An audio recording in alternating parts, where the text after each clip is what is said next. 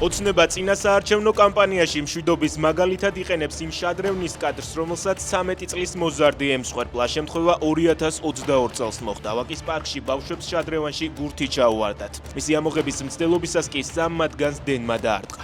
წინა დღით კალაძემ პარკი საზეიმოდ გახსნა. ოცნება წინა საარჩევნო რეკლამაში ისევ იყენებს უკრაინის ომის კადრებსაც, სადაც რუსული არმიის მიერ განადგურებული ინფრასტრუქტურაა ნაჩვენები.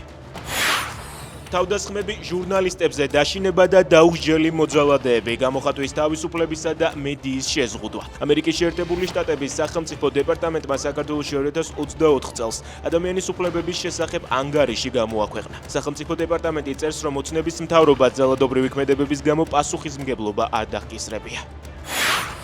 კასპის მერიამ საკორინთლოში საოკუპაციო ხაზის წინ სკვერი მოაწყო. სამუშაოებში 25,000 ლარზე მეტი დაიხარჯა, თუმცა ფიტნეს სკვერი მოსახლეობის უსაფრთხოებიდან გამომდინარე მათთვის მიუწვდომელია. ინსპექტირებისას დადგინდა, რომ ყველა ტრენაჟორი რუსეთშია დამზადებული.